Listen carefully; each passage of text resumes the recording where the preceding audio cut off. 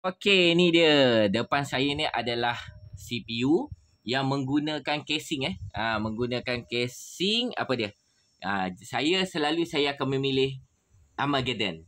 Sebab brand Armageddon ni memang sangat cantik dia punya casing yang ini saya beli tak silap saya 100 lebih saja. Kalau korang boleh check dalam beg kuning tu 170 ke 150. Kalau korang ada kupon, korang lagi murah. Apa-apa beza dengan harga kedai, itu yang penting. Yang ni saya nak tunjukkan. Okey, yang untuk lampu-lampu ke atas ni, fan ataupun kipas dia, fan ni, korang boleh pilih warna apa korang nak. Ada yang korang boleh ambil satu set. Macam heatsink ni, korang boleh ambil brand apa yang korang nak lah. Macam ni saya ambil brand yang ni. Dan korang tengok lampu dia. Berlampu-lampu. Saya suka macam tu Saya suka kalau apa-apa, dia berlampu-lampu macam ni. Yang ini dia punya tepi ni, dia nak kata kaca, memang kaca lah.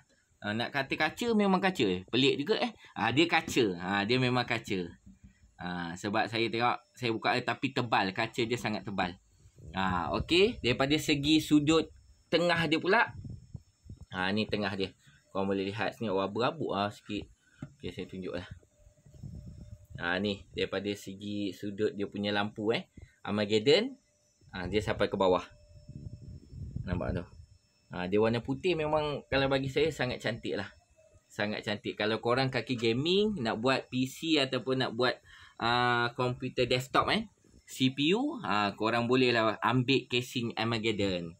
Memang sangat, bagi saya, sangat kualiti lah. Allahu Akbar. Ni atas dia ada macam ni. Dia ada ni lah untuk udara dia Yang ni korang boleh cabut ni. Kalau korang nak bersihkan habuk dia ke apa kan. Lepas tu daripada segi USB, banyak USB dia. Dia ada kat atas tu port dia saja. Port saja ada 1, 2, 3. Ada 3 dia punya port. Dia yang satu lagi port 3.0. 3.0. Kalau korang berminat, tekan di beg kuning. Sebab setakat ni lah. Setakat ni yang saya tengok casing yang terbaik.